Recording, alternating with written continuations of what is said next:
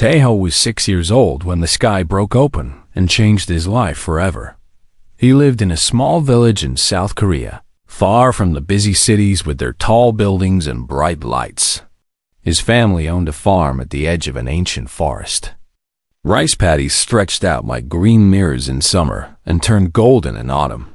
Behind the farm, the forest stood dark and mysterious, full of sounds that Tejo loved to hear at night. Tejo was a small boy, smaller than other children his age.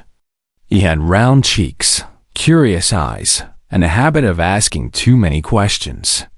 His father, Daesung, was a quiet man who worked hard in the fields. His mother, Hana, had a warm smile and gentle hands.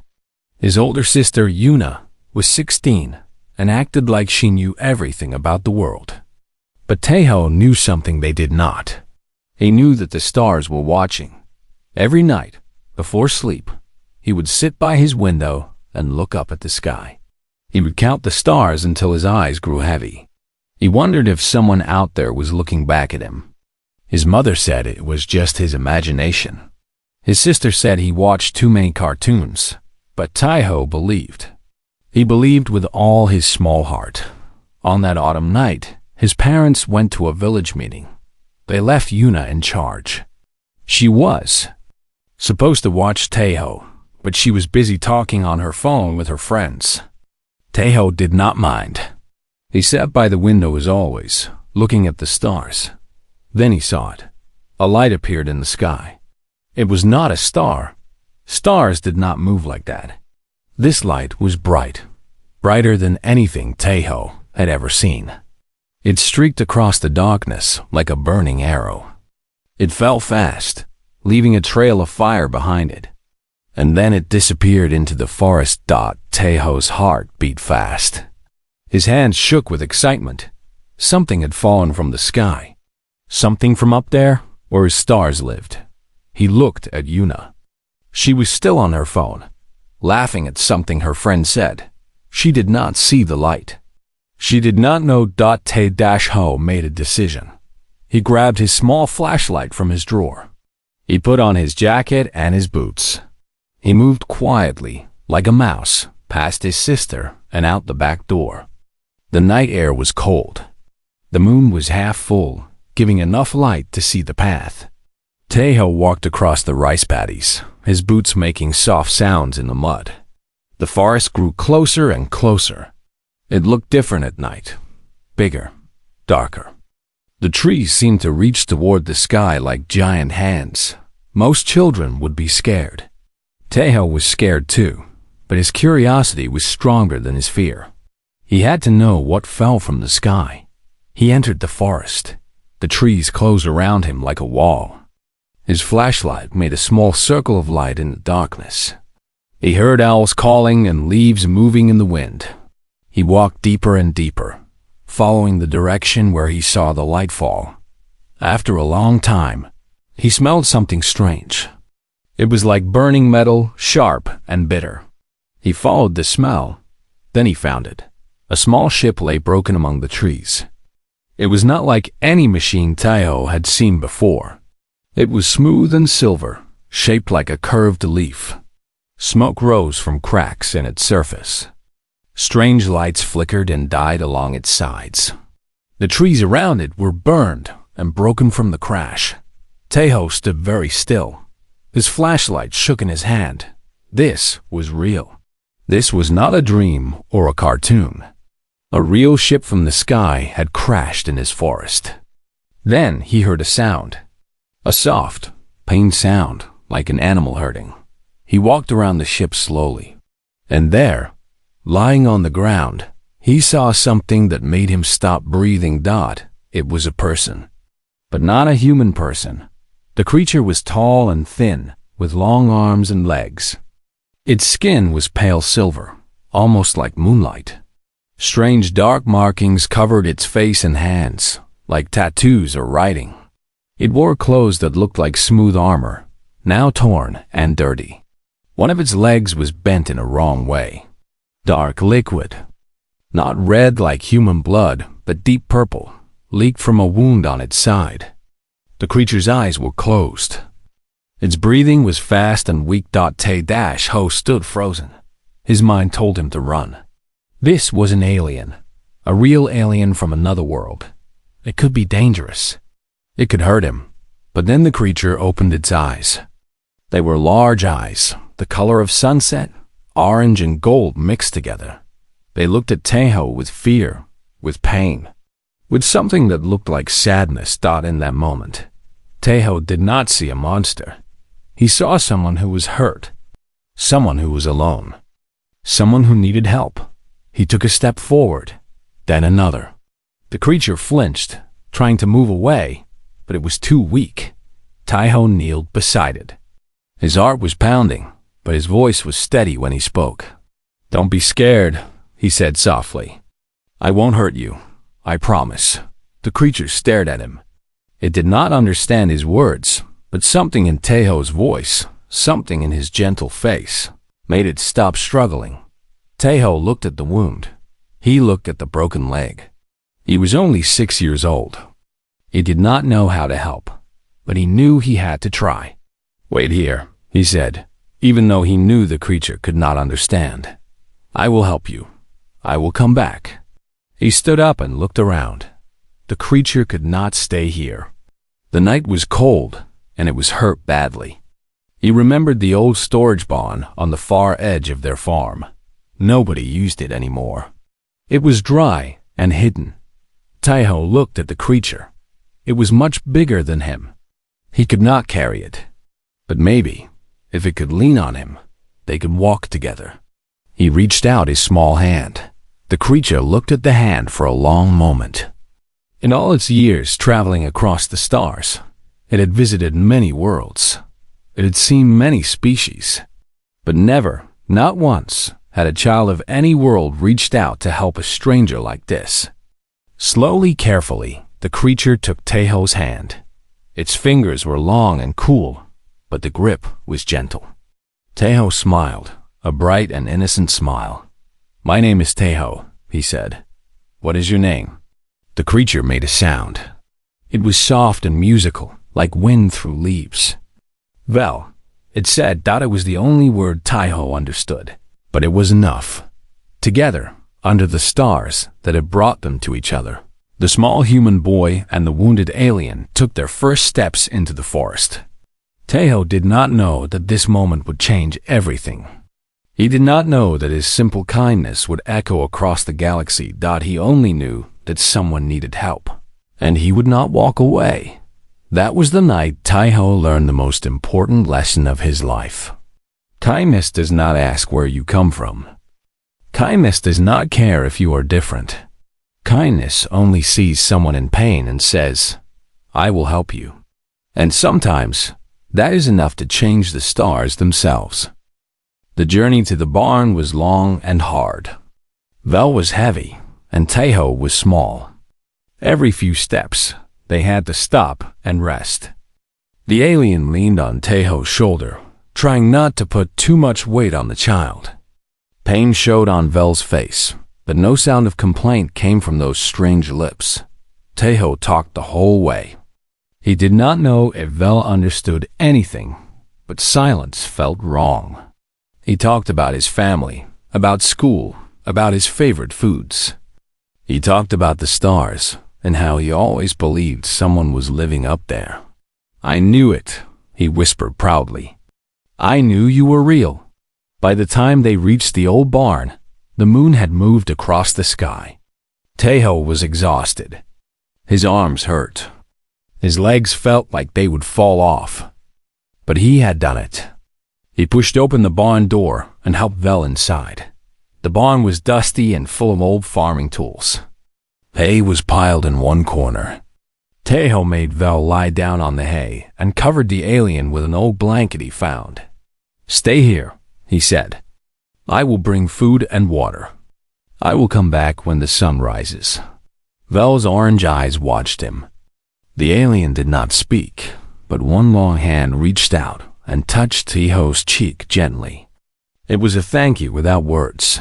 Tae-ho smiled and ran home through the darkness. The next morning, Tae-ho woke up early. He pretended everything was normal. He ate breakfast with his family.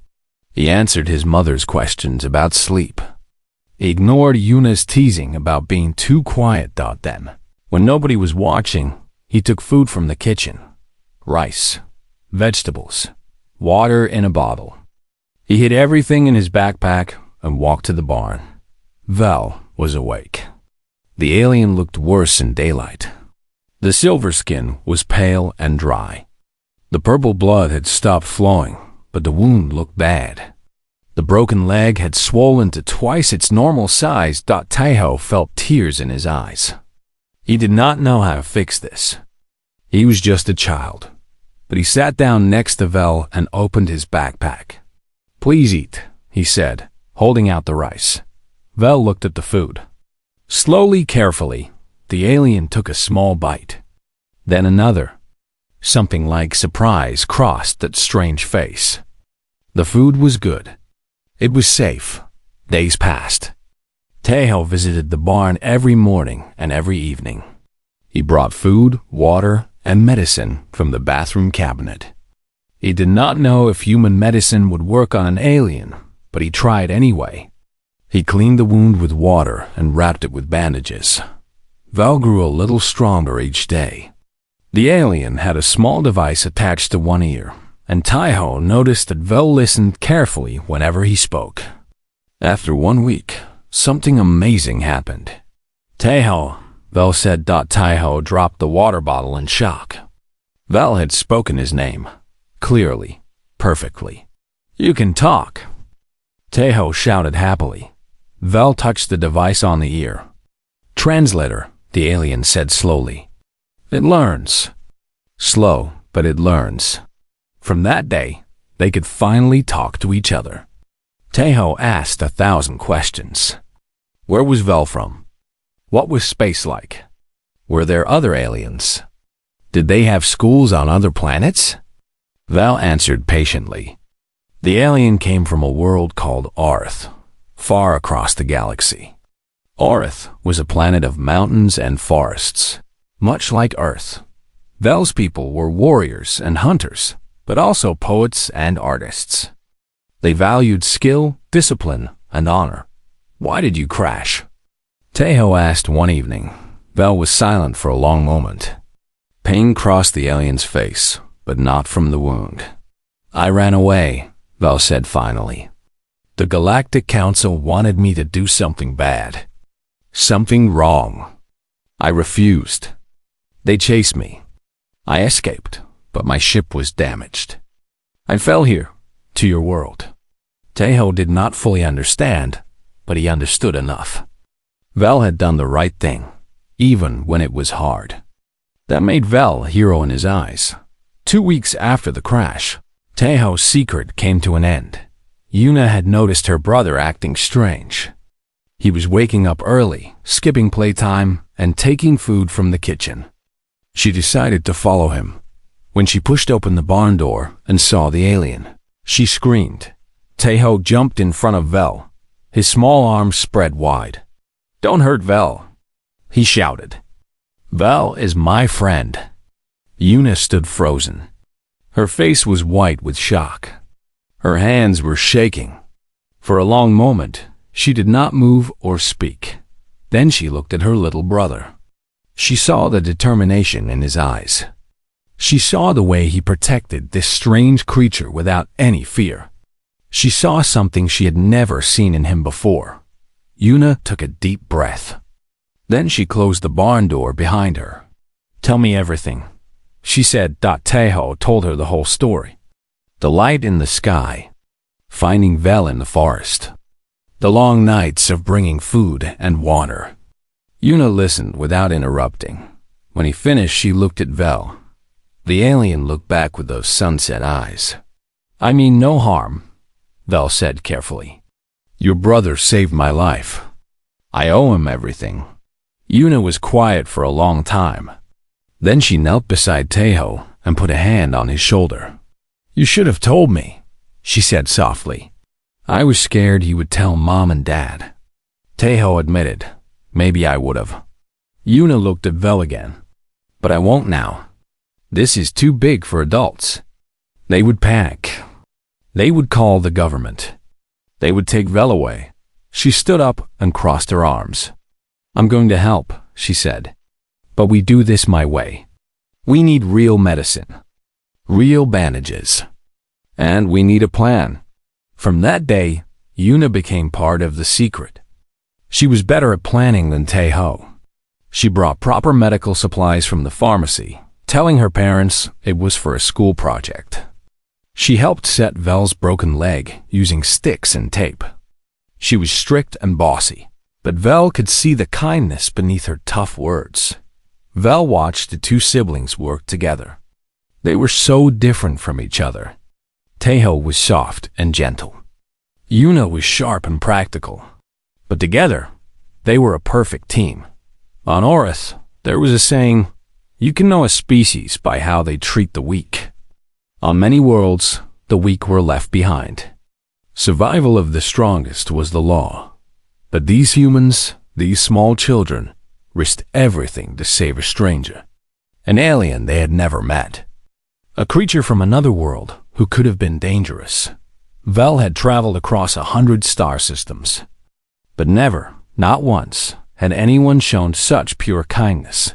One night, Taeho sat next to Vel while Yuna organized supplies. Vel, Taeho said quietly, are all the other aliens nice like you? Vel thought about the council. The wars.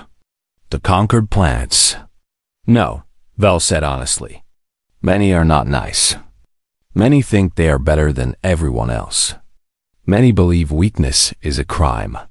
Taeho frowned. That's sad. Yes, very sad. Vel looked at the boy with wonder. But you, Taeho, you are different. Your people are different. The council says humans are primitive and aggressive. But I think the council is wrong.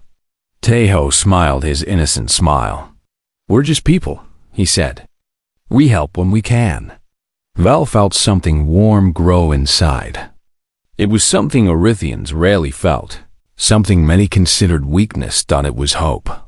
Perhaps, after all these years of war and darkness, there was still good in the galaxy. Perhaps it had been hiding on a small blue planet, in the heart of a 6-year-old boy who reached out his hand to a stranger in the dark. Vel made a silent promise that night. When the time came to leave, the alien would not forget. This kindness would be repaid, one way or another. The stars themselves would know what these children had done. The hour passed too quickly. Vel stood at the edge of the field where the rebel ship waited. The silver vessel hummed softly, ready to fly back to the stars. The sun was setting, painting the sky in shades of orange and purple. Taeho stood in front of Vel, his bow hanging at his side. He did not cry, but his eyes were wet. He was trying very hard to be brave. Do you have to go? He asked quietly. Vel kneeled down to meet him at eye level. The alien's own eyes, sunset orange, were gentle and full of love. I have to, little one. There is a war among the stars. People are suffering. The rebels need every fighter they can find. And now, thanks to you, I have something to fight for. What? Vel touched Taeho's chest over his heart. Hope. You gave me hope, Taeho. On my world, we forgot what kindness means. We forgot that strangers can become family. You reminded me. Now I must remind others. The rebel leader approached, carrying something long and wrapped in cloth. She handed it to Vel, who took it with reverence. Vel unwrapped the cloth slowly. Inside was a bow, but this was not like the wooden bow Vel had made in the barn. This bow was made from dark, smooth material that seemed to glow faintly. Strange symbols were carved along its length.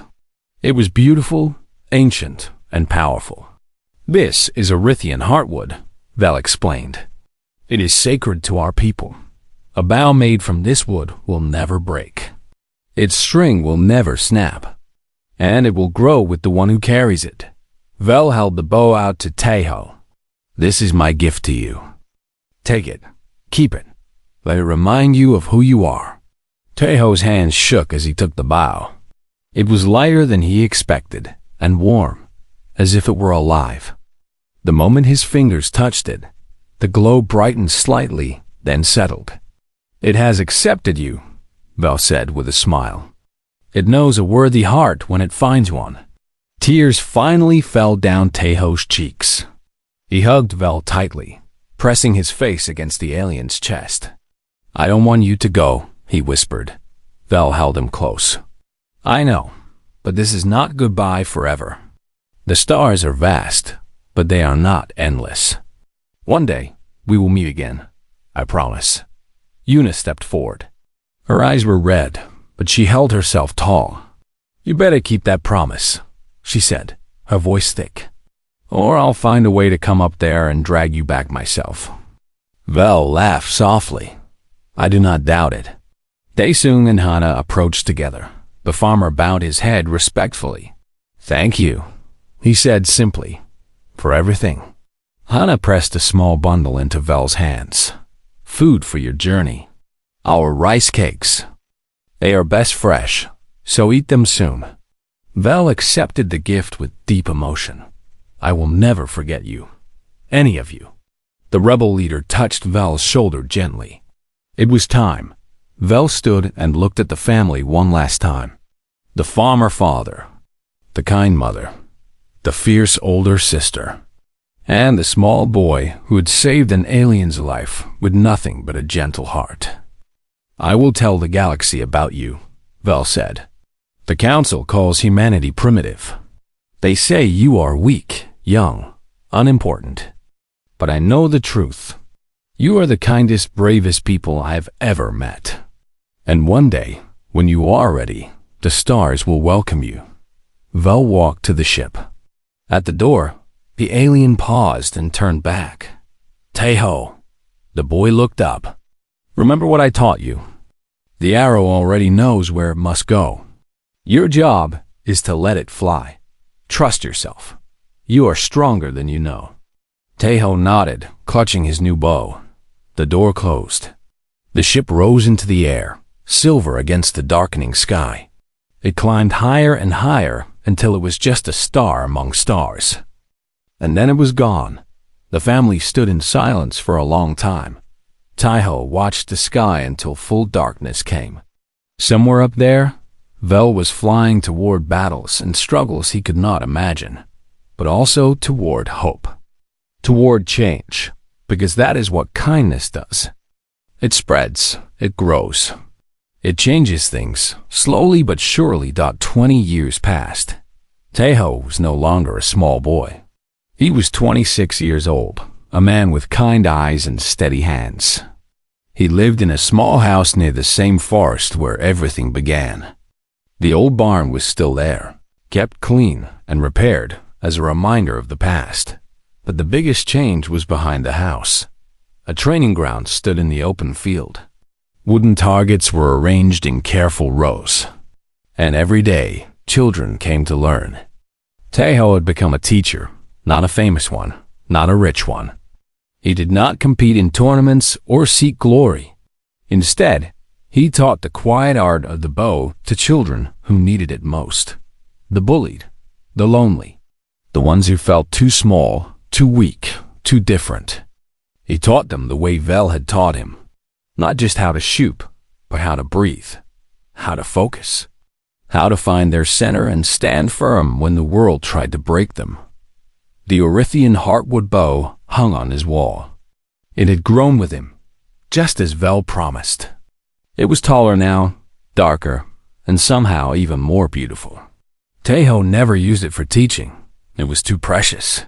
But sometimes, on quiet nights, he would take it outside and shoot arrows at the stars. One evening, as autumn painted the trees gold and red, Taeho sat on his porch drinking tea. Yuna was visiting with her husband and their young daughter. Daesung and Hana, older now but still strong, were inside preparing dinner. Taeho watched the sky, as he always did, and then he saw it. A light appeared among the stars. It moved differently than airplanes or satellites. It grew brighter as it descended. Taeho stood slowly. His heart, usually so calm, began to beat faster.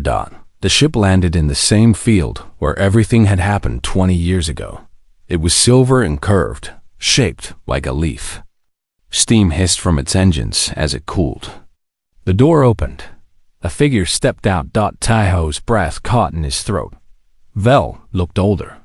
The silver skin had faded slightly, and lines crossed that alien face. But those sunset eyes were the same, warm, kind, full of memories. Vel wore a uniform now, decorated with symbols of rank and honor. On the chest was a new symbol, one Taiho did not recognize. "Hello, Taiho," Vel said. The voice was just as Taiho remembered. Soft and musical, like wind through leaves. Taiho walked forward. His steps were slow at first, then faster. He stopped. In front of Vel, looking up at the alien who had changed his life. "You came back," he said quietly. "I promised I would." Taiho smiled. It was the same smile he had worn as a child, innocent and bright. "You look important now," he said, nodding at the uniform. Vel touched the symbols on the chest. "Much has changed. The rebels won. The old council is gone. A new one has risen, built on different principles. Cooperation, respect, kindness." Vel's eyes met Taiho's. They learned from a story I told. The story of a 6-year-old boy who saved a stranger in the dark. Taiho felt tears form but did not hide them. "And now," Vel continued, "the new council wishes to meet the species that taught us these lessons. Humanity has been invited to join the galactic community." Taiho stared. "Humanity? All of us? All of you? It will take time. Years, perhaps decades, but it will happen. And the council asked me to deliver the invitation personally. To you." The family had gathered behind Taiho. Yuna with her daughter. Daesung and Hana holding hands. They heard everything. Silence filled the night. Then Taiho laughed. A real full laugh that came from deep in his heart. "I was just about to make tea," he said. "Come inside. You can tell me everything." Vel smiled, that rare and beautiful smile. They walked together. Toward the farmhouse. The alien and the archer, old friends reunited under the stars that had brought them together so long ago. And in the sky above, those stars seemed to shine a little brighter. As if they too were celebrating. Because sometimes, just sometimes, a single act of kindness can change the universe. It starts with a small hand reaching out in the dark. It starts with a simple choice, to help instead of fear. And it echoes forever, across time and space, touching lives and worlds the first giver never imagined. Taiho understood this now. He had always understood, even as a child. Kindness is the greatest power in the universe. And it all began with a 6-year-old boy, a wounded stranger, and a light falling from the sky. Winter came to the village. Snow covered the rice paddies and painted the forest white. The world became quiet and cold. Vel was healing.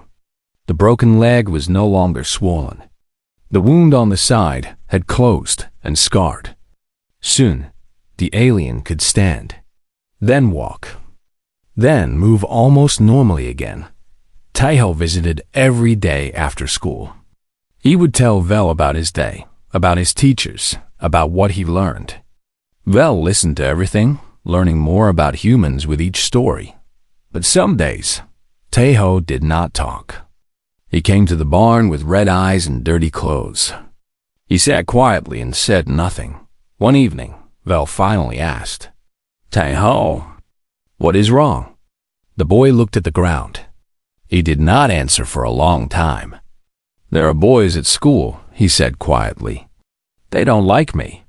They say I'm too small. They say I'm weird because I look at the stars. They push me. They call me names." Vel felt something hot rise inside. On Earth, those who harmed children faced severe punishment. The thought of anyone hurting Taiho made the alien's hands tighten into fists. "Do your parents know?" Vel asked. Taiho shook his head. "I don't want to make trouble. If I tell, the boys will be angry. They will be worse. And you don't fight back? I'm too small. And Tejo looked up with confused eyes. I don't like hurting people. Even people who hurt me. Vel stared at the boy. On most worlds, this would be considered foolish, weak, a flaw to be corrected. But Vel saw something different. This was not weakness. This was choice. Tejo could not fight, but even if he could, he might still choose not to. That was a rare and precious thing. Vel stood and walked to the corner of the barn. There, hidden under old cloth, was something the alien had been working on for days. Vel picked it up and brought it to Te-Ho-Dot. It was a bow. Vel had made it from wood found in the forest. It was small, size for a child, but perfectly shaped. The curve was beautiful. The string was made from fibers Vel had twisted together from plants. Tejo's eyes went wide. For me? He whispered. For you, Vel said. On my world, I was an archer. The best of my generation. I practiced from the time I was smaller than you until I became a master. Now, I want to teach you. Tejo took the bow carefully. It felt right in his hands, like it belonged there. But I'm too small, he said. I can't even draw this back. Vel kneeled down to meet his eyes. Listen to me, Tejo. The bow does not care if you are small. The arrow does not care if you are strong. What matters is here. Vel touched Tejo's chest over his heart. And here. Vel touched his forehead. Focus, patience, calm. These are the true weapons of an archer. Size means nothing. Tejo looked at the bow again. Something changed in his eyes. A small spark of hope. Will you teach me? I will teach you everything I know. The lessons began the next day. At first, it was frustrating. Tejo could barely pull the string back. His arms shook. His fingers hurt. The arrows flew wild, hitting everything except the target Vel set up against the barn wall. But Vel was patient. Every day, they practiced. Vel taught Tejo how to stand, how to hold the bow. The alien explained that archery was not about power. It was about balance, harmony, becoming one with the arrow. Close your eyes, Vel said one snowy afternoon. Feel the bow. Feel the string. Feel the arrow. Now, feel the target. It is not far away. It is connected to you. The arrow already knows where it must go. Your only job is to let it fly. Tejo breathed slowly. He felt the cold air fill his lungs. He felt the wood of the bow against his palm. He felt the tension in the string. Then he released. The arrow flew straight and true. It struck the center of the target. Tejo opened his eyes and stared in shock. Vel smiled. It was a rare sight, that alien smile, but it was warm. You see? You are not too small. You are not too weak. You have something most warriors never find. You have stillness inside you. Week after week, Tejo improved. His arms grew stronger. His aim grew sharper. But more than that, something inside him changed. He walked differently, taller, calmer. When the bullies pushed him at school, he did not cry. He looked at them with quiet eyes and walked away. They called him names, but the words bounced off him like arrows against stone. Yuna noticed the change. One evening, she watched from the barn door as Tejo practiced. He's different, she said to Vel. He found his center, Vel replied. That is the true gift of the bow. Not the ability to hurt others, but the ability to know yourself. To stand firm when the world tries to break you. Yuna crossed her arms, but her eyes were soft as she watched her little brother. I was always supposed to protect him, she said quietly. But I couldn't protect him from everything. The bullies. The cruel words. I felt useless. Vel shook his head. You are not useless. You helped save my life. You kept our secret. You are stronger than you know. But some things, Taiho had to learn himself. He had to find his own strength. Yuna smiled slightly. You're not so bad for an alien. You are not so bad for a human, Vel replied. They watched together as Taiho drew his bow again. The arrow flew. Another perfect shot. The boy turned and smiled at them, his face glowing with pride. But Vel's smile slowly faded. The alien walked to the corner of the barn, where the damaged device from the crash ship sat under a blanket. Vel had been trying to fix it for weeks. The distress beacon. The only way to call for rescue. That night, while Taiho slept at home, Vel finally succeeded. The device flickered to life. A signal was sent into the stars. Vel stared at the blinking light. Help was coming. Rescue. A way home. But there was a problem. Vel had fled the Galactic Council. The Council monitored all distress signals. They might come too. And if they came first, they would not just take Vel away. They would punish anyone who helped a traitor, including a 6-year-old boy and his teenage sister. Vel looked through the barn door at the dark farmhouse where the family slept. These humans knew nothing of the danger that was coming. They had shown only kindness, and now they might suffer for it. Vel's hands trembled. For the first time since crashing on this planet, the alien felt true fear. Not fear of death or capture. Fear of what would happen to these innocent people. The stars were beautiful that night. Cold and distant, but beautiful. Somewhere among them, ships were moving. Some carried friends. Some carried enemies. Vel did not know which would arrive first, but one thing was certain. If the council came, Vel would not let them hurt Taiho or his family. Not after everything they had done. Not after the kindness they had shown. Vel would stand and fight. Even alone. Even against impossible odds, thought it was what the boy had taught, after all. Sometimes, you help someone even when it's dangerous. Even when you might get hurt. Because kindness is not about safety. Kindness is about love. And Vel had learned to love these strange, small, beautiful humans more than anything else in the galaxy. The signal had been sent. Now, Vel waited. Every day felt heavier than the last. The alien watched the sky constantly, searching for lights that did not belong to airplanes or satellites. Tay-Ho noticed the change. Vel, what's wrong? He asked one afternoon. You look sad. Vel hesitated. The boy deserved the truth. He had earned it with his kindness and his courage. My signal was sent, Vel said slowly. A rescue ship might come. But the council might come first. Taiho tilted his head. The council? The bad ones you told me about? Yes, they hunt people who disobey. They have soldiers, ships, weapons. If they find me here, they will take me away. Taiho's face became serious. We won't let them take you. Vel felt a painful mix of love and worry. This child did not understand. He could not understand. The council had conquered entire planets. They had armies that crushed rebellions without mercy. What could a small boy and his sister do against such power?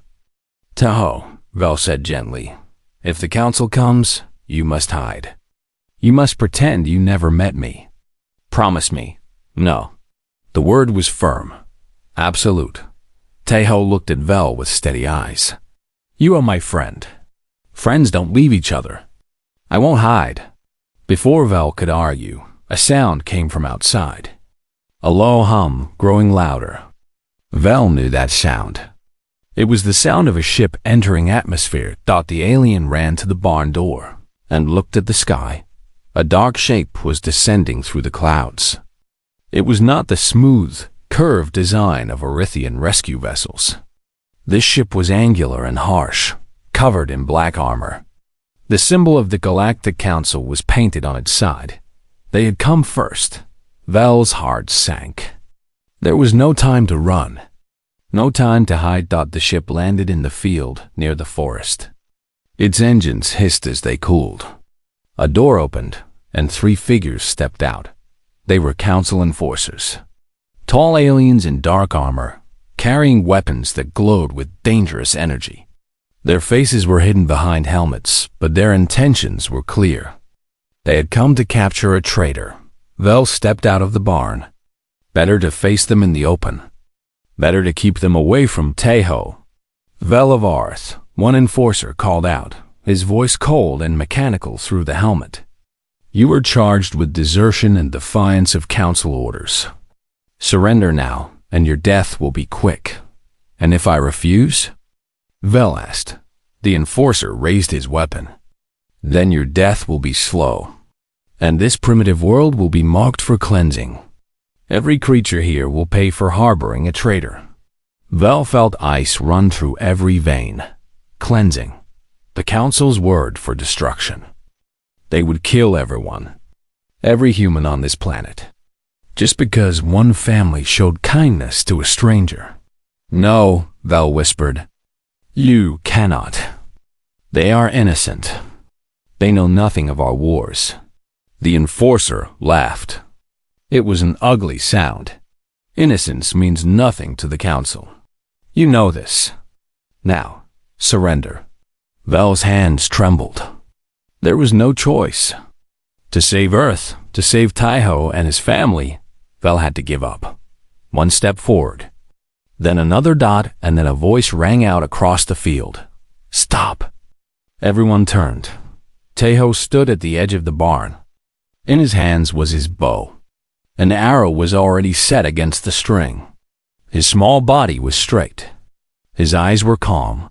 Beside him stood Yuna, holding a heavy farming tool. Her face was pale with fear, but her stance was firm. And behind them, walking out of the farmhouse, came Daesung and Hana. Yuna had told them everything. There was no time for secrets anymore. And now, the whole family stood together. Daesung carried a shovel. Hana held a kitchen knife. They were not soldiers. They were not warriors. They were a farmer, a mother, 2 children. But they stood. The enforcers stared in disbelief. What is this? One asked. These creatures dare to threaten us. Tejo drew his bow. The string pulled back smoothly. His form was perfect. His breathing was slow and calm. Just as Vel had taught him. Vel is our friend, Tejo said. His voice did not shake. You can't take our friend. The lead enforcer laughed again. A child? You send a child to fight us? This is your great defense?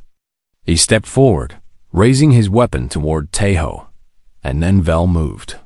The alien had no weapon. Only a body still weak from months of healing. But in that moment, Vel felt a strength that came from somewhere deeper than muscle and bone. It came from the heart. Vel rushed forward and stood between the enforcer and Tejo. If you want to hurt him, Vel said, voice burning with fury, you go through me first. The enforcer aimed at Vel's chest. His finger moved toward the trigger. But then something happened that nobody expected. A light appeared in the sky, bright, familiar. Another ship descended. This one was curved and silver, shaped like a leaf. The design of ITH. The rescue ship had arrived. It landed between the council vessel and the farm. The door opened and 4 Orithian rebels stepped out. They carried bows, real Orithian longbows that crackled with energy. They aimed at the enforcers. Stand down, one rebel called out. You are outnumbered. The lead enforcer looked at his 2 companions. Then at the 4 rebels. Then at the human family still standing, still refusing to run. Silence filled the air. The enforcer slowly lowered his weapon. This is not over, he said. The council will hear of this.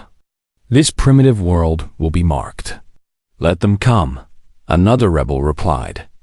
And let them see what I have seen. Let them face these humans who protect strangers. who stand against power with nothing but courage. Perhaps they will learn something. The enforcers retreated to their ship. The engines roared.